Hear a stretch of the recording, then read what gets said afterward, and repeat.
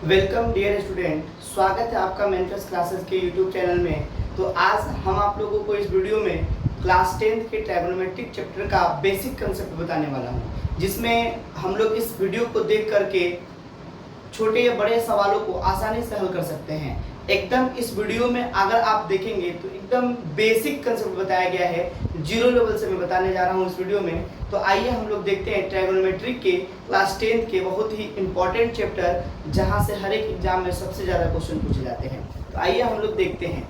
जैसे हम लोगों को ट्रायगोनोमेट्रिक समझना है, त्रिकोणमितीय फलन समझना है, त्रिकोणमिति समझना, उससे पहले हम लोगों को एक त्रिभुज समझना पड़ेगा, जिसको बोलते हैं समकोण त्रिभुज। इसको बोला जाता है समकोण त्रिभुज। और ये इसकी तीन भुजाएं ए बी सी, यानी ए बी एक भुजा, एक बी सी भुजा और एक ए सी भुजा है। ए सी भुजा को हम लोग बोलते हैं कर्ण। कर्ण कहा जाता है इसे इंग्लिश में हाइपोटेनियस बोला जाता है। इसे स्मॉल या कैपिटल एच द्वारा सूचित किया जा सकता है। बी सी को हम लोग बोलते हैं आधार, इसे बेस बोलते हैं इंग्लिश में। इसे कैपिटल बी या स्मॉल बी द्वारा सूचित किया जाता है। और ए बी का मतलब होता है लंब, इसे बोला जाता है परपेंडिकुलर, इसे सूचित करते हैं। तो सबसे पहले ट्रायगोनोमेट्रिक का ये पॉइंट, ये इस त्रिभुज समकोण त्रिभुज पर डिपेंड करता है। इसका मतलब ये है कि इस समकोण त्रिभुज में तीन भुजाएं फिक्स होती हैं, यानी इसमें एक कर्ण होता है, एक लंब होता है और एक आधार होता है, जिसमें सबसे बड़ी भुजा ये कर्ण होती है। सबसे बड़ी भुजा कौन होता है? कर्ण होता है। इसमें सबसे बड़ी भुजा कर्ण होती है, उसके बाद आधार, उसके बाद लंब होता है। तो इसमें हम लोगों को ये समझना है, सबसे पहले कोई भी ट्रायगोनोमेट्रिक फंक्शन के फलनों का मान निकालने के लिए हमें इस समकोण त्रिभुज के बारे में पता होना चाहिए कि इसका लंब क्या है, आधार क्या है, कर्ण क्या है। तो आइए, अगर हम इसमें मान लीजिए कि हमें कोई समकोण त्रिभुज में अगर कर्ण निकालना हो और आधार और लंब दिया हो, तो उसके लिए क्या फॉर्मूला बनता है? तो कर्ण के लिए फॉर्मूला बनता है कि कर्ण के लिए फॉर्मूला बन जाता है रूट लंब का स्क्वायर प्लस आधार का स्क्वायर, बनता है लंब का स्क्वायर प्लस आधार का स्क्वायर, यानी कर्ण बराबर लंब का स्क्वायर प्लस आधार का स्क्वायर। अगर आप इसे लिखना चाहें तो आप h इसके संकेत में इसके अनुसार भी आप लिख सकते हैं। आइए अब हम देखते हैं आगे कि लंब के लिए क्या है। अगर आप लंब निकालना चाहते हैं इसका, तो रूट, तो कर्ण कहाँ आ जाएगा? रूट के अंदर। जिस भी फॉर्मूला में कर्ण रूट के अंदर आता है, उसमें से और सभी भुजा घटाया जाता है। जैसे कर्ण का स्क्वायर, हम कर्ण का स्क्वायर करेंगे तो इसमें से घटाएंगे आधार के स्क्वायर को, आधार के स्क्वायर को क्या कर लेंगे? माइनस कर लेंगे। आई थिंक ये चीज आपको समझ में आई होगी। फिर अब बचा हमारा आधार। तो आधार के लिए फॉर्मूला जो बनता है, आधार के लिए ये बनता है कि कर्ण का स्क्वायर करेंगे और घटाएंगे किसको? लंब के स्क्वायर को हम लोग यहाँ से माइनस कर लेंगे। तो ये फॉर्मूला हमारा 3 रेडी हो गया। क्योंकि कोई भी इसमें भुजा अगर नहीं दिया हो तो हम बहुत आसान तरीके से इसके द्वारा आसानी से हम निकाल सकते हैं। तो इस वैल्यू को हम संकेत के माध्यम से भी लिख सकते हैं। देखिए कैसे, जैसे कर्ण निकालना है तो कर्ण को हम h बोलते हैं, तो h बराबर रूट लंब को कहते हैं p, तो p का स्क्वायर प्लस आधार को बोलते हैं b, तो b का स्क्वायर, तो h बराबर p square plus b square. फिर अगर हम लंब निकालना चाहते हैं तो लंब के लिए क्या होगा?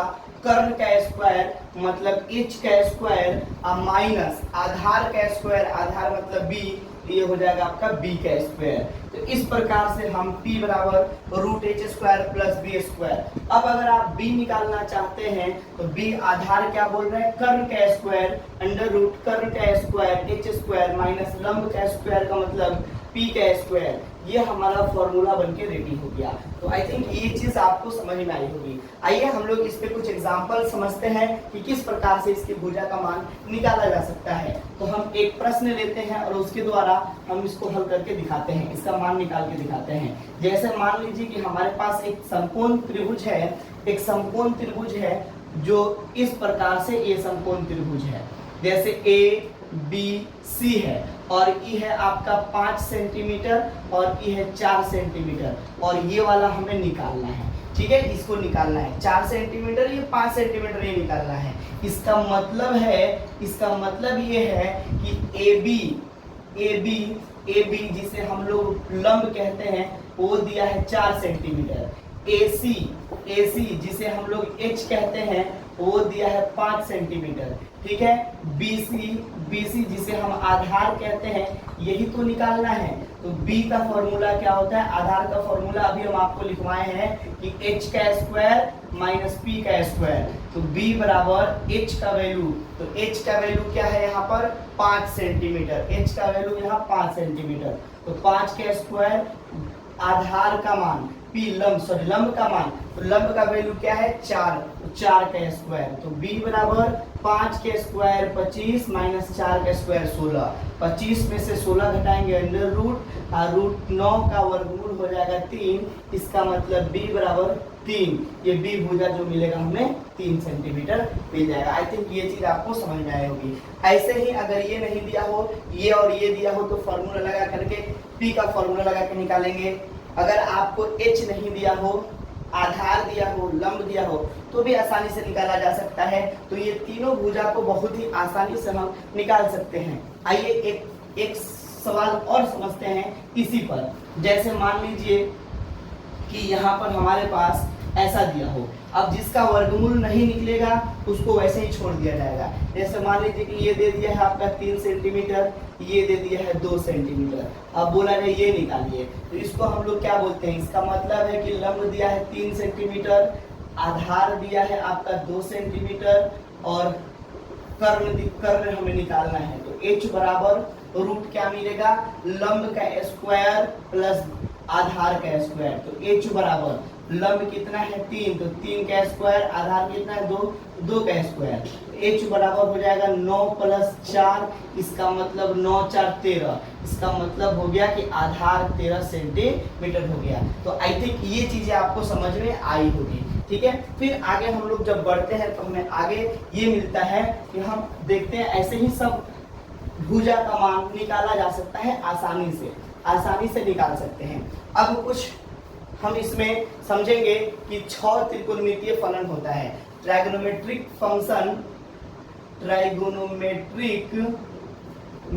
जो फंक्शन होता है, ट्राइगोनोमेट्रिक फंक्शन त्रिकोणमितीय जो फलन होता है वो 6 होता है ना। सबसे पहले साइन थीटा, और इसका अपोजिट अगर हम देखते हैं तो कॉसेक थीटा हो जाता है। फिर होता है कॉस थीटा, और इसका अपोजिट अगर हम देखते हैं तो सेक थीटा होता है। ये होता है टेन थीटा, इसका अपोजिट होता है कॉट थीटा। तो ये 6 त्रिकोणमितीय फलन होता है, और 6 त्रिकोणमितीय फलन के लिए एक समकोण त्रिभुज में इसका अपना वैल्यू होता है ए बी सी। जैसे ये हो गया h, ये हो गया b और ये हो गया p। तो हम अगर बात करेंगे साइन थीटा की, तो साइन थीटा की बात करेंगे, इसका वैल्यू निकालेंगे इसमें से, तो होता है p बटा h। साइन थीटा का वैल्यू होता है p बटा h। अब इसी के अपोजिट क्या है, कॉसेक थीटा। तो कॉसेक थीटा ये क्या हो जाएगा, पलट जाएगा, h ऊपर चला जाएगा और p आ जाएगा नीचे। इसका मतलब है कि h बटा p। अब फिर cos थीटा का इसका अपना वैल्यू होता है b बटा h। अब ऐसे ही हम निकाल देंगे इसका sec थीटा का, तो sec थीटा का ये पलट जाएगा, यानी h ऊपर चला जाएगा, b नीचे आ जाएगा, तो ये बनेगा h बटा b। इस प्रकार से अब अगर हम देखते हैं टेन थीटा का, तो टेन थीटा का होता है p बटा b, टेन थीटा का p बटा b। अब अगर हम cot थीटा में इसको चेंज कर देते हैं, cot थीटा लगाते हैं, तो b बटा ये p बन जाता है। इस प्रकार से हमें ये त्रिकोणमितीय फलन का कुछ वैल्यू प्राप्त होता है। तो आप इस फॉर्मूले को याद कर लेंगे और h बराबर root b square p square वाला फॉर्मूला याद कर लेंगे, तो कुछ क्वेश्चन आसानी से बन पाएंगे। आइए हम एक एग्जांपल के द्वारा इन बातों को समझते हैं। इन चीज़ों को याद रखना है, ठीक है, इन चीज़ों को याद रखना है, बहुत ज़रूरी चीज़ें हैं ये। और कई बार एग्जाम में इससे संबंधित लंबा क्वेश्चन पूछ दिया जाता है, यानी साबित करने वाले में भी ये चीज़ें आ जाती हैं। जैसे हम इधर साइड में लिख देते हैं कि साइन थीटा p बटा h होता है, इसका अपोजिट होता है कॉसेक थीटा h बटा p होता है, ठीक। फिर कॉस थीटा b बटा h होता है, इसका अपोजिट होता है sec theta sec theta h बटा b होता है। उसके बाद में होता है टेन थीटा तो p बटा b होता है। उसके बाद में होता है कॉट थीटा तो b बटा p होता है। अब हम एक प्रश्न ले लेते हैं इसी से। एक समकोण त्रिभुज है ए बी सी, इसका है 4 सेंटीमीटर और इसका है 3 सेंटीमीटर, इसका मान निकालना है। और ये प्रश्न है और साइन थीटा बराबर क्या होगा, कॉट थीटा बराबर क्या होगा और सेक थीटा बराबर क्या होगा, ये निकालना है। तो सबसे पहले हम लिखेंगे कि दिया है, सबसे पहले लिखा जाएगा दिया है P बराबर 4 सेंटीमीटर, B बराबर 3 सेंटीमीटर।